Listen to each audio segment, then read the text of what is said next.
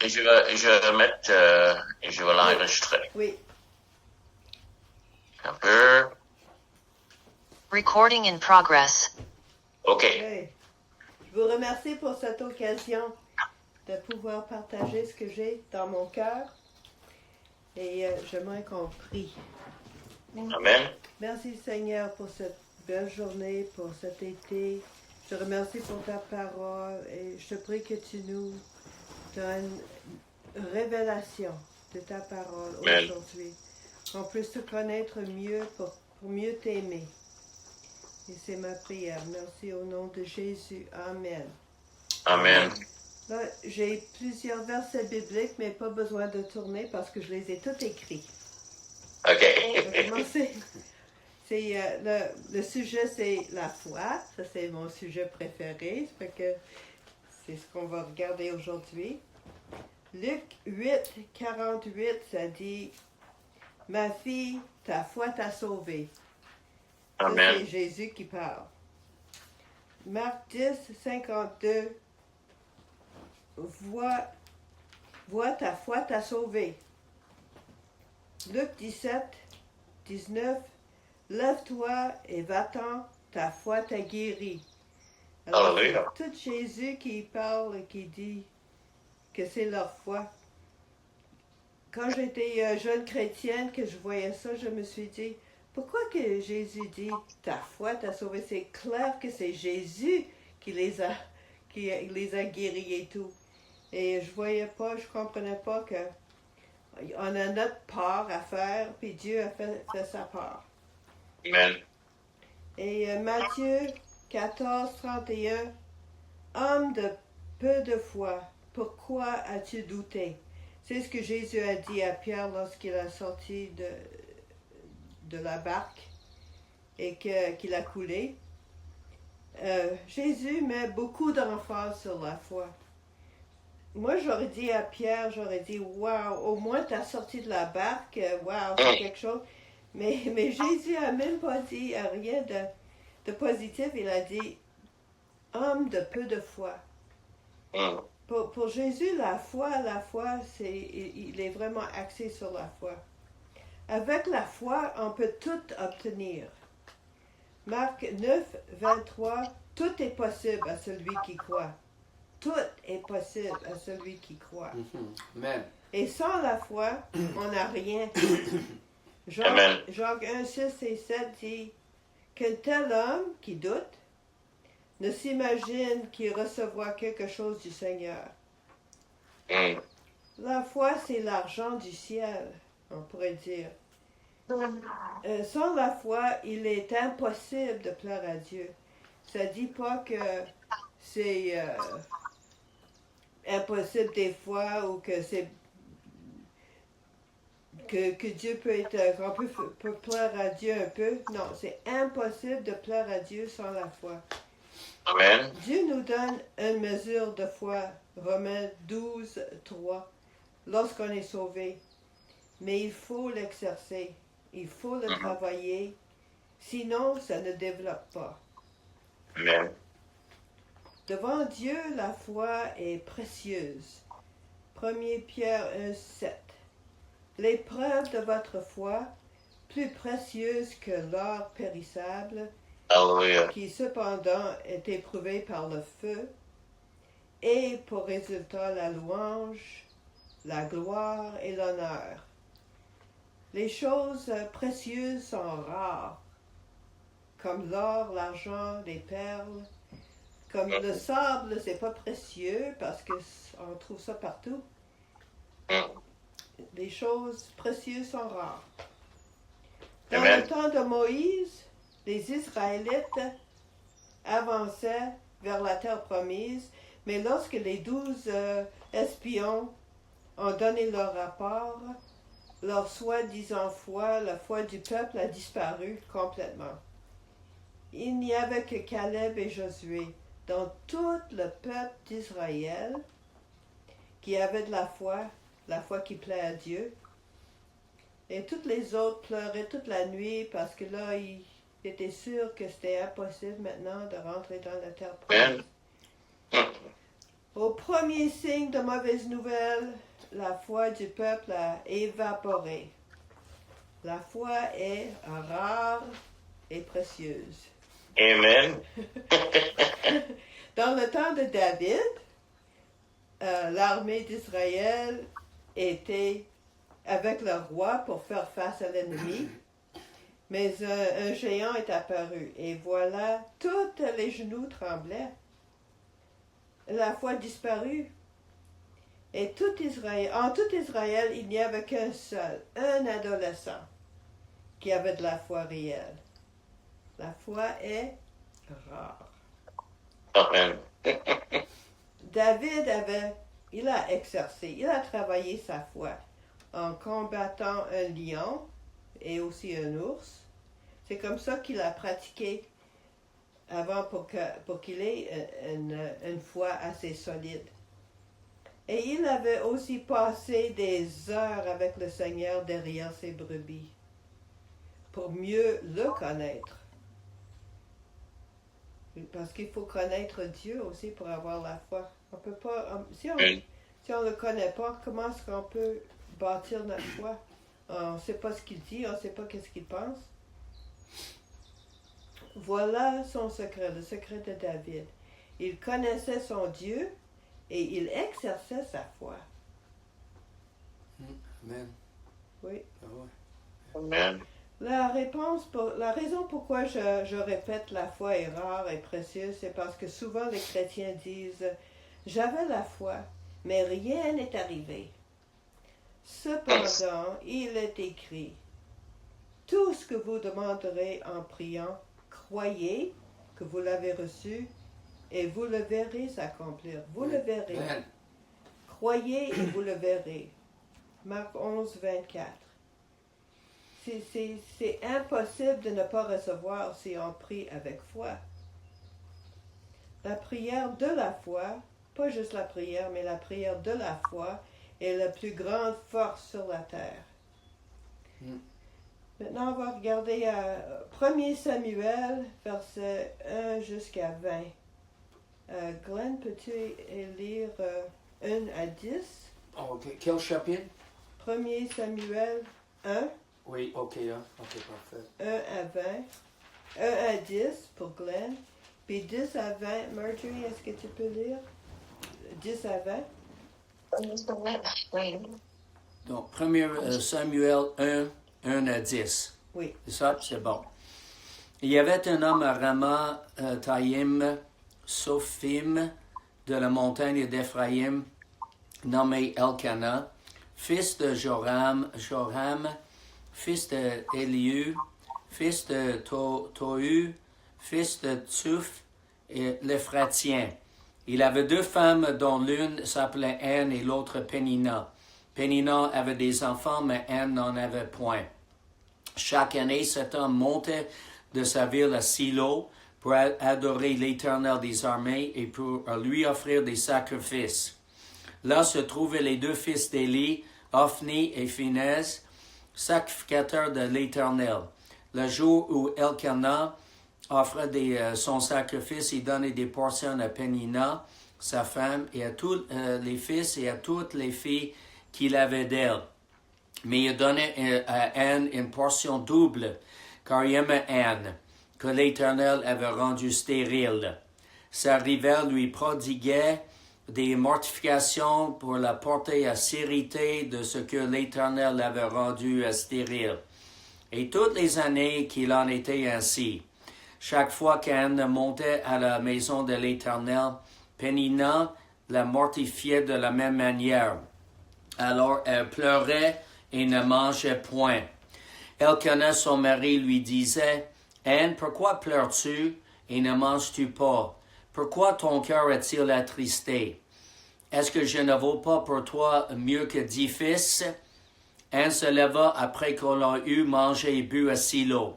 Le sacrificateur Élie était assis sur un siège près de l'une des poteaux du temple de l'Éternel, et l'amertume dans l'âme prit l'Éternel et versa des pleurs. Elle fit un vœu en disant, « Éternel des armées, si tu daignes regarder l'affliction de ta servante, si tu te souviens de moi et n'oublie point ta servante, et si tu donnes à ta servante un fils, je le consacrerai à l'Éternel pour tous les jours de sa vie, et le rasoir ne passera point sur sa tête. Comme elle restait longtemps en prière devant l'Éternel, Élie observa sa bouche. Anne parlait dans son cœur et ne faisait que remuer les lèvres, mais on n'entendait point sa voix. Élie pensa qu'elle était ivre. Il lui dit, « Jusqu'à quand seras-tu dans l'ivresse? Fais passer ton vin. » Anne répondit, « Non, mon Seigneur, je suis une femme qui souffre en son cœur, et je n'ai bu ni vin ni boisson enivrant, mais je répandais mon âme devant l'Éternel. Ne prends pas ta servante pour une femme pervertie, car c'est l'excès de ma douleur et de mon chagrin qui m'a fait parler jusqu'à présent. » Elle reprit la parole et dit, Élie reprit la parole et dit, va en paix et que le Dieu d'Israël exauce la prière que tu lui as adressée. Elle dit, que ta servante trouve grâce à tes yeux. Et cette femme s'en alla, elle mangea et son visage ne fut plus le même. Jusqu'à c'est ça que tu avais dit? Oui. Ils se levèrent de bon matin et après avoir adoré l'Éternel, ils s'en retournèrent et revinrent dans leur maison à Rama. Elkana connut sa femme, Anne sa femme, et l'Éternel se souvint d'elle. Dans le cours de l'année, Anne devint enceinte et l'enfanta un fils qu'elle nomma Samuel, car disait-elle, je l'ai demandé à l'Éternel. Alléluia. Oui. Anne, elle a prié et prié encore et encore, mais son cœur a demeuré lourd. Elle ne mangeait pas, elle pleurait, elle avait beaucoup d'amertume dans son cœur. C'est pas plaisant pour elle, ni pour les gens qui vivent avec elle. La foi, en revanche, est joyeuse, plein de paix, sécurité, sachant que la réponse à la prière est en route. La foi ne ronge pas les ongles. La foi dort la nuit. Comme Jésus dans le bateau, dans la tempête, Matthieu 8, quand les disciples terrifiés, pas la foi, terrifiés, l'ont réveillé et il dit, « Pourquoi avez-vous peur, gens de peu de foi? » Ouais. Soit que nous avons peur ou bien que nous avons la foi. 365 fois la Bible nous dit de ne pas craindre. Lorsque Dieu nous donne une commande, il nous donne la capacité de le faire aussi.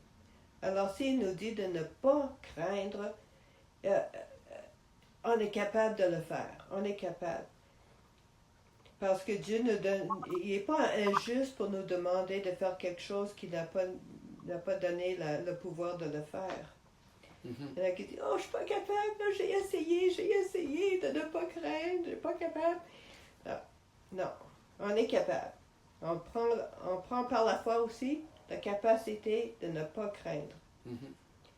Anne a reçu une parole d'Élie qui a provoqué sa foi et elle a essuyé ses larmes.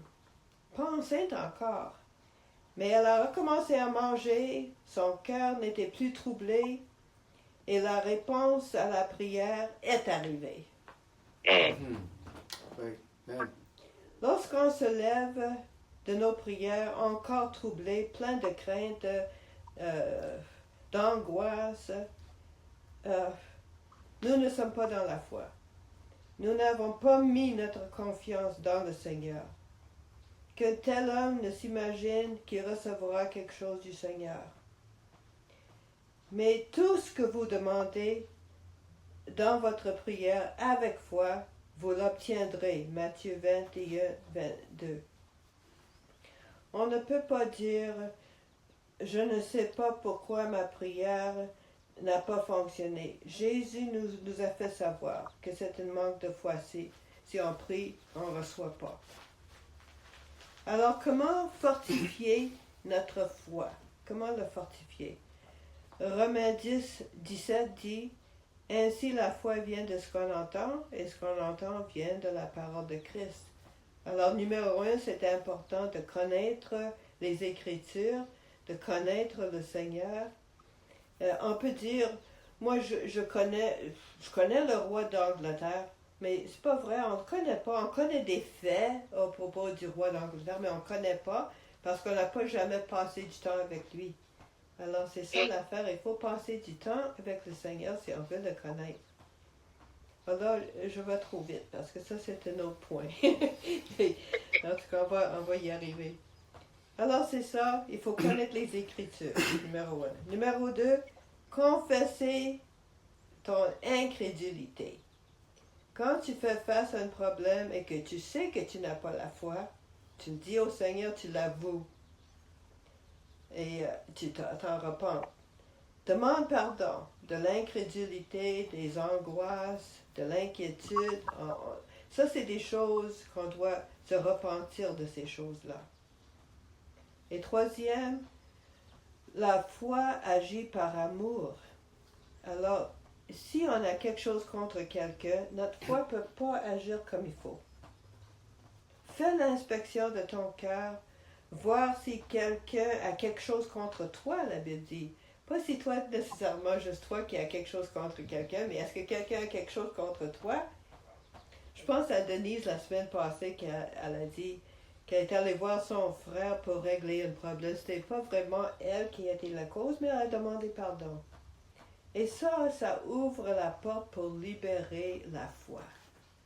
C'est très important. Et Kenneth Hagin aussi a parlé d'une femme croyante qui avait une maladie, des maladies plus qu'une, ses poumons et des ulcères. Elle est allée pour la prière plusieurs fois, mais sans résultat. Pendant 25 ans, elle cherchait la guérison. Un jour, elle avait à cœur de téléphoner son frère, qu'elle n'avait pas parlé avec depuis 25 ans, à cause d'une dispute. C'était pas vraiment sa faute, mais elle a demandé pardon à son frère a demandé pardon, et aussitôt qu'elle a raccroché le téléphone, elle a senti en elle-même qu'elle était guérie. Elle n'avait même pas besoin d'aller demander à quelqu'un de prier pour elle, elle sentait tout de suite, la guérison. Et ces maladies ne sont jamais revenues.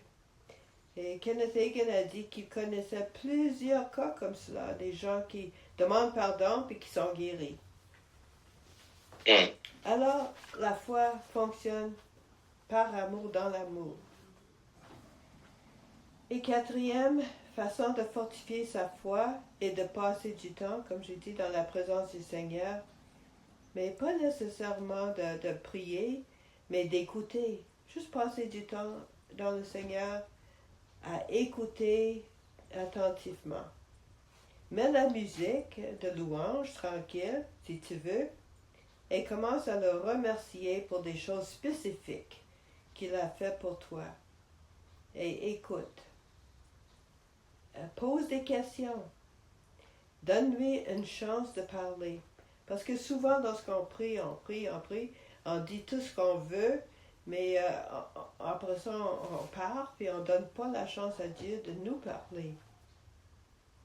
Une fois, j'ai passé du temps avec le Seigneur comme ça. J'ai passé 1 heure dans ma chambre à attendre que le Seigneur me parle. Mais j'ai rien entendu du tout, alors je me suis dit, je vais aller dans la cuisine me chercher une sandwich au beurre d'arachide. Puis aussitôt que je me suis levée, le Seigneur a dit, va-t'en pas.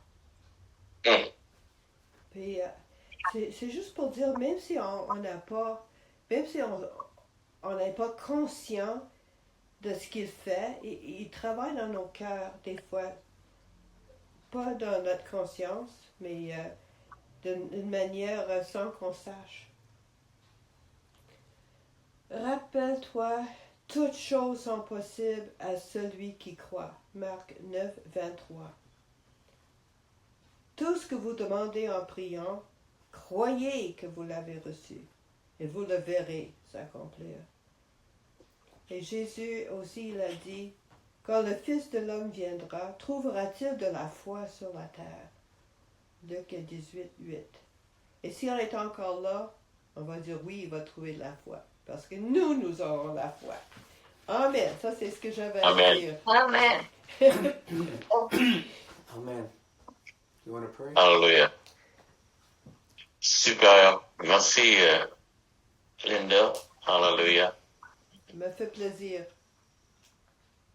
Y a-t-il des questions pour Linda? Bon. Faites bien. Les choses, tout ce que tu parlais de la foi, c'est que ça se développe quand tu dis ça tantôt. Oui. Je pense que c'est ça qui est important, c'est que la foi grandit en nous le plus qu'on avance avec le Seigneur, le plus qu'on voit le Seigneur agir. Et ça, c'est la même chose dans le vie de tous les jours. S'il y a quelqu'un qui fait, dans lequel on s'est mis confiance, on voit qu'il fait un bon travail, donc on a plus de confiance en lui. Oui. C'est encore en Seigneur. Le plus qu'on voit le Seigneur agir, le plus que... Oui. Amen. Amen. Ça, c'est vrai. Ouais.